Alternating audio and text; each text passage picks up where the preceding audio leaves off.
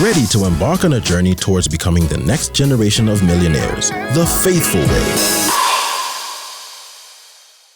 Thank you so much for choosing Radio Christian Voice, and welcome to the next generation of millionaires right here on Radio Christian Voice. My name is Kunda, and we've started awesome and great conversations that will empower you. And so if you're tuning in for the first time, you are welcome. And if you've been following us from the time we started, we'll welcome you back. And so we continue. Last week, we were looking at empowering the young people. And so we'll continue with that. And we're going to look at part 2 today. And to help me discuss this particular topic, I have Dr. Kennedy Musonda with me in the studio. How are you? Very well, sir. How are you? How's been your week? It's been good. How's been your week? It's been good, though busy. Mm-hmm. Yeah. I know it's been quite busy. It's been quite busy for me as well.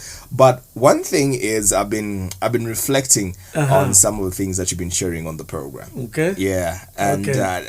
Beginning to put them into practice and action. Okay, that's good. That's the most important part. Yeah. Even the Bible tells us, faith without works is dead. So when you hear information, when you get information, it's what will work for you is what you put in practice. Oh yes, that's very true. And so to start off our conversation today, Doc. I know you have this expertise in wealth creation, and you have so much knowledge as well. And so I would want you to shed light on the limitations of relying solely on traditional jobs, for wealth creation. Yeah, I think the sad thing is that unless you do something about the job or you look at a job differently, a job cannot make you wealthy, and this is due to various reasons. It's only okay. Let me put it in perspective.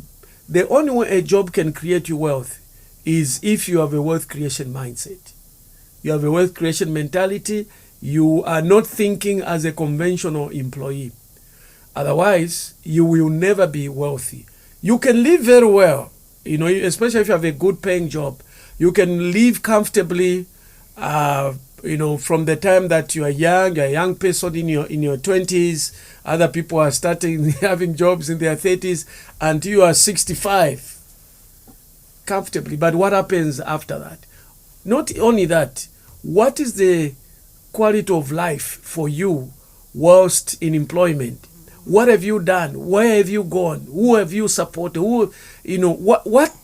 What can you point to out of your 30 years, 35 years of working?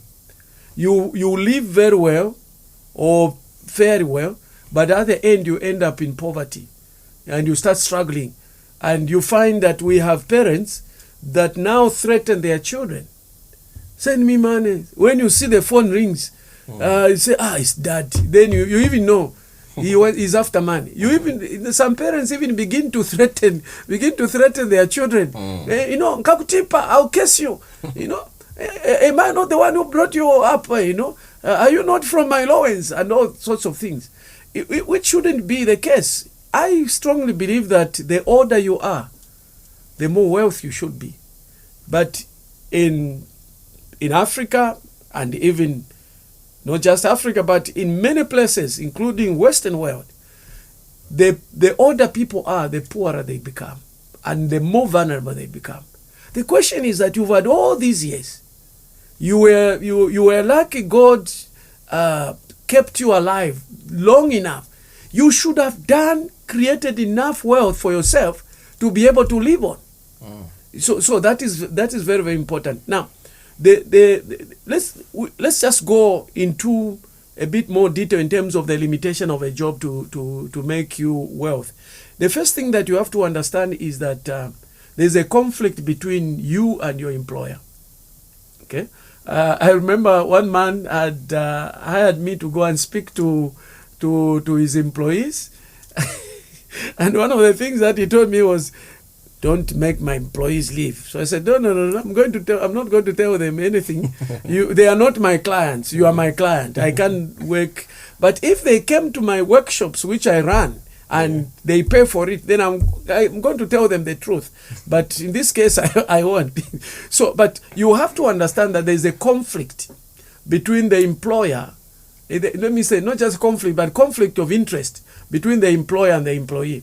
And the first conflict is that the more the employer pays you, the less profit he makes, or less surplus, because others, they make profits. If you're in a profit making, those who are not in profit making, you are in a social sector, the less they pay you, the more surplus they have. So imagine what is to your advantage is to their advantage. What is to their advantage is to your disadvantage. So that's the thing that you have to understand. So in other words, when you're in a job, the employer pays you just enough that you don't resign. Not everyone, but as a general rule, they just pay you enough so that you don't resign. That is if you are of value. But from the employer's perspective, the employee just works enough so that he's not fired. Remember what I talked about in the last program, that there are 3 types of employees. Those that I call thieves, those that have a thieving mentality, those that have a legal mentality, and those that have an investment mentality. Those with a thieving mentality are those who work less than they are paid. What they are paid is here, they work here or down here, which means what they get does not match their output. Their input, is so low compared to how much they are being paid. Those are the ones who lose their jobs fast, especially where there are retrenchments, downsizing, or right sizing. From the employer's perspective, they are right sizing. From your perspective, they are downsizing, as an employee. And then we have those that work as they are paid. They put in, they are paid, let's say, 20,000, and they make sure they just work according to 20,000 worth of their effort. I call those as legal. They have a legal mentality. But the kind of employee that you should be, if you want to create wealth out of a job, beyond having the wealth creation mindset, beyond having the mentality, wealth creation mentality, wealth creation habits, is that you must work more than you are paid.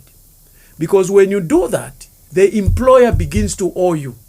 When you do that, you are creating value to the employer.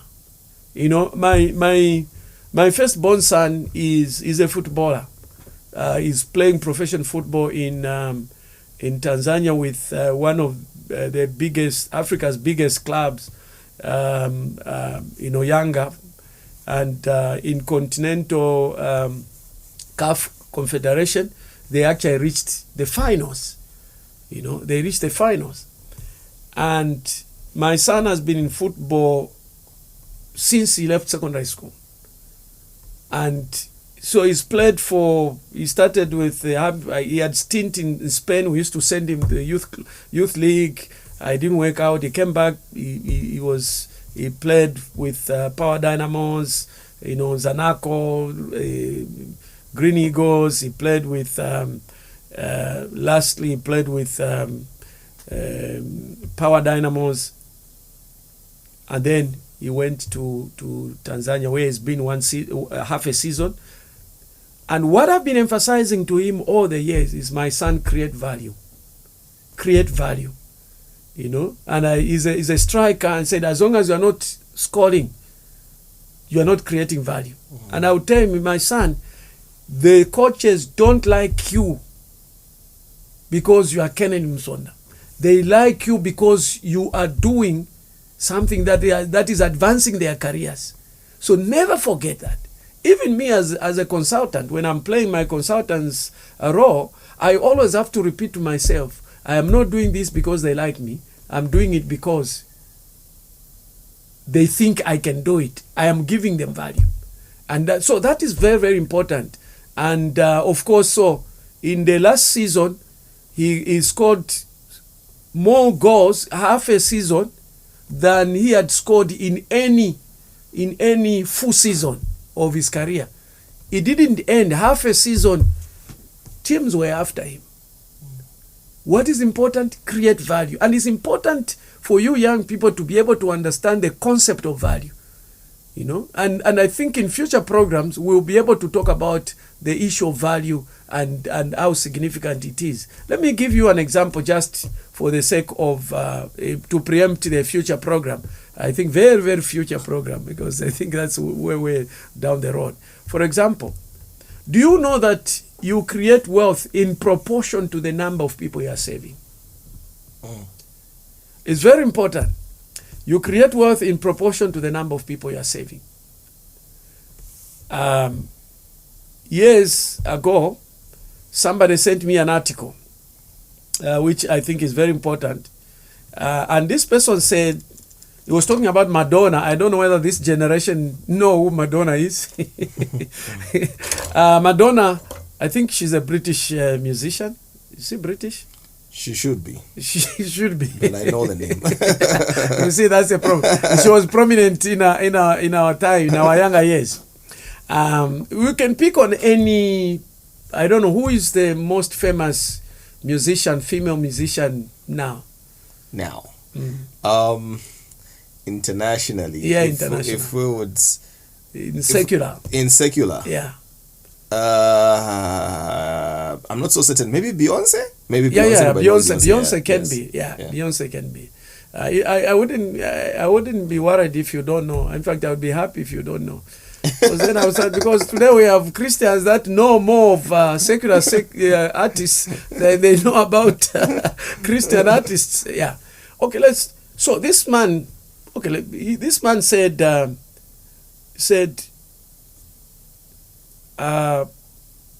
using the example of Madonna, he said that Madonna makes $50,000 in the same time that the heart surgeon makes $22,500.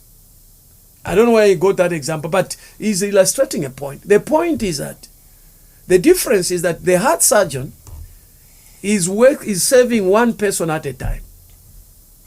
This is a complicated procedure. This is a person who is educated to the teeth. Not just educated, but this is the person with many years of experience. And yet, he gets $2,500 with all this education. Madonna, what's the difference? Or Beyonce, if we use a more prominent person. Why? The number of people that she's able to save. Because if they go to the stadium is full of people, maybe 60,000 people. They have records or CDs, whatever, online music, whatever is going on, whatever they are using, or whether you're buying flashes online, whatever method. But the songs are being sold, all over in different ways. Why? She's able to save more people. If you are working for one, I asked somebody, I said, how many people are you saving at your workplace? He says, no, I save so many people. I said, no, you are actually saving on one person. That's your employer. But your employer, through you, is saving many people. That makes a difference. It's a big difference that we really have to understand as young people. So when you are in a job, you have to be able to appreciate that.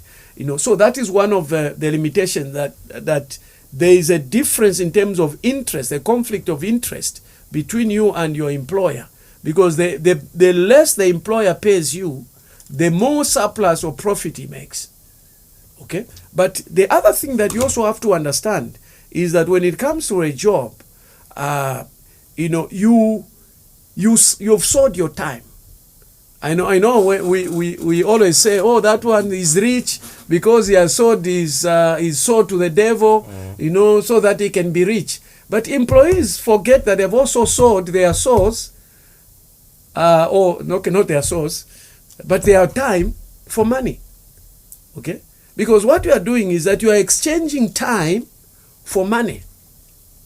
That is, if you're an employee, you literally have no time for yourself. Because the person, that is the challenge. If you want to be guaranteed a salary at the end of the month, what happens is that the one who guarantees you a salary at the end of the month controls your time. In those days when I used to work many years ago, I would start thinking, is this all there is to life? Just working. You wake up in the morning, everything is focused on working. You wake up in the morning, you bath, you are rushing to go for work. At lunch, you have to dash by, pick children, take them home, come back. I remember some other time I was also doing part-time lecturing with the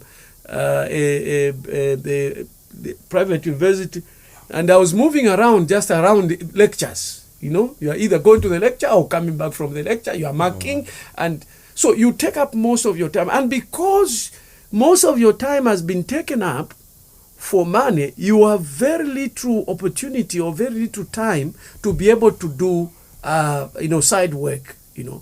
So that becomes a big challenge for young people, and therefore you have to be a very disciplined person.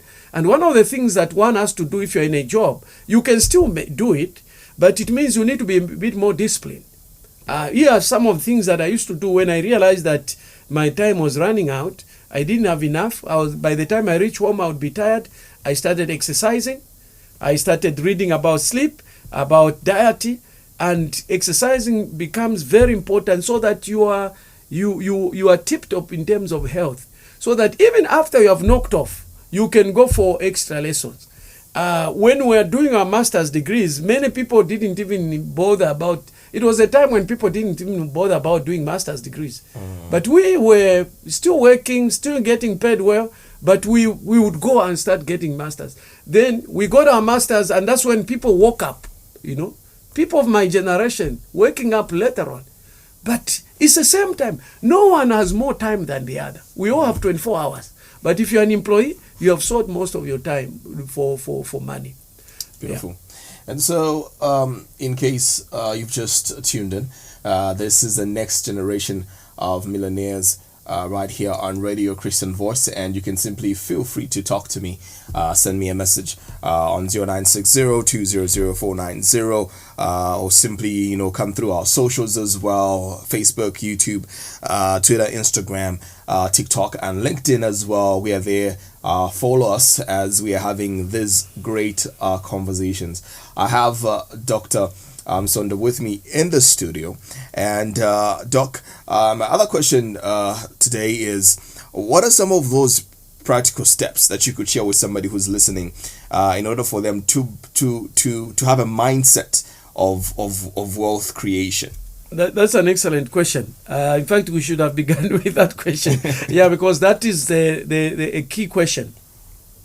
The first thing you need to do is that you need to have the desire. Because without desire, you can't go anywhere. Passion is the fuel that people who succeed use. Without passion, everything that you are doing will be boring. In fact, somebody said, if you do what you love, you never have to work a single day in your life. Because when you're at work and you are doing what you love, it becomes a hobby, and nobody struggles or complains about a hobby. So if your job is a hobby, it shouldn't be a problem, So the first thing you need to do is to create a wealth creation mindset. How do you create a wealth creation mindset? The mind is not so easily changed. You need consistency in terms of looking, reading. Read as much as you can. Look for books or where you'll be able to study gain practical knowledge that you can be able to apply. It's very important. Read as many books as you can, as many articles as you can. You can watch as many videos as you can. Today, sometimes I even wonder why. I used to wonder, and I don't know why I'm even saying it, but let me say it because this is young people's program, is that I would even wonder and say, why is this person paying me? You can't understand, because the information that he's asking me to tell him, I just got it online. Why can't he also go online and get the same information? You know, it's a question of skills. That person does not have the ability to look for information, package it, and make it a product. You know, that is the challenge. So it's very important to study, you know, and not that I'm recommending you for the sake of it for you to buy my book, but if you read my book, you would have saved yourself from reading many, probably thousands of books and articles, because I read books, I read articles, watched videos. I not just read, but I imported articles, CDs, and you know, and over the years, I've refined the information plus my own practical experience, and ended up writing a book. No matter how small, your income is, basically how to create wealth from your income, no matter how small. So that is what is important, is to change the thinking. And it's not very easy to change the thinking, and unfortunately. Now, let me just say one thing. You know, in the Bible, there's an analogy, a metaphor that is used for a sinful nature and a spiritual nature. Okay? You look at Colossians chapter 3, verse 11, you know, 8 up to 12. And the other places, you'll find the Bible is talking about the old man. Put off the old man and put on the new man. Now, I began to think and say, but why did Paul use, or why did the Holy Spirit through Paul use the metaphor or an example of an old man for sinful nature? But when I began to study and investigate, you know, here are a few things that I found out. When you look at an old man is in a state of decay. Okay? Corruption. The body is wasting away. So similarly, the old nature is in a state of decay. The old man has been around for a long time compared to a young man. You know? And old people, it's very difficult for them to change habits. In fact, that's one of the things that we needed to talk about, is why focus on young people rather than on old people. Maybe we can start with it in the next program, or if we have time, we can be able to look at that. And so the old people, generally, there's resistance to change. I get amazed, even people of my age, even lower than my age, how they are scared of technology. How they are scared of even just the internet, the computer, you know. And I'm saying, you guys, you are worried about that. There's artificial intelligence now, and you know, and all that. Why? They don't want to change. So similarly, the mindset, which is also part of the old nature, you know, depending on what mindset it is, of course, it's not very easy for you to change it, because you've lived with that mindset. You've been programmed, you know, from the time that you were born, to actually not to think wealth, but to just think survival. You know, parents say, go to school, you know, get a good education, you know, find a good job and live happily thereafter. And very few people in jobs live happily thereafter. In fact, the majority live sadly thereafter. They are always complaining. And then you start asking, why are you in the job if you are complaining like this? You know, things like that. So it's very important for young people to actually study, gain the information. The more you read, the more you study, the more you begin to slowly change. You start changing your thinking. You're changing your thinking, and as your thinking changes, you know, other things are going to follow. You begin to have ideas. You begin to learn and know what is possible. You know, otherwise, before that, you don't know what is possible. You have to learn about your potential. You have to understand that you have a lot of potential. What other people have achieved, you can also achieve it. It has nothing to do with your level of education. It has nothing to do with the color of your skin, because the narrative that has been sold is that a black man is down, you know, a black man is this and that, you know. But when you do studies, you realize that, you know, Africans or people of African descent are very strong. They are very intelligent and all that. So you can do as much as anyone, in fact, we are doing a lot with limited opportunities, limited education, and we are doing quite a lot. So that's why it's very important for young people to be studious, These days, it's a matter of, of course I recommend reading, because reading also develops your mind, the ability to think, to analyze. Watching, normally the brain is in a passive mode. You can combine both, watch videos, but also read, get books, start books, get books that will be able to help you. Read books by Robert Kiyosaki, read books by many other well-known authors, the Think and Grow Rich, those are classics. The Richest Man in Babylon, those are in the public domain. You can find those books and read. I have all those. I have a library. In fact, I bought Robert Kiyosaki's books until I started reading the same thing presented in a different way. Then I stopped reading. I said, no, I have saturated this level of knowledge now. I need to look to read something. In fact, one of the books that changed my mind is a book called Capitalist Nigger. I have a copy of that. It talks about, blacks, why blacks are not making progress, but of course it did a good job. But the more I study about the limitations of us Africans and blacks in general, is that it's not a question of who are, it's a structural issue. It's a historical issue of the things that we've gone, the arrangement that the world system, is rigged against us, So that's something that young people need to know and understand. Develop your thinking. Try, as you have to keep on trying. You fail, you try again. But if you try and you give up and say, no, I am down, you won't go anywhere. People who have succeeded have failed more times than they have succeeded. Yeah, it's very important for young people to know that. This is very good. And Doc, I love the fact that we're talking about a mindset change. And I feel sometimes as believers, like there's this part where we neglect the mind and we just want to talk about all these other things. We'll talk about your soul.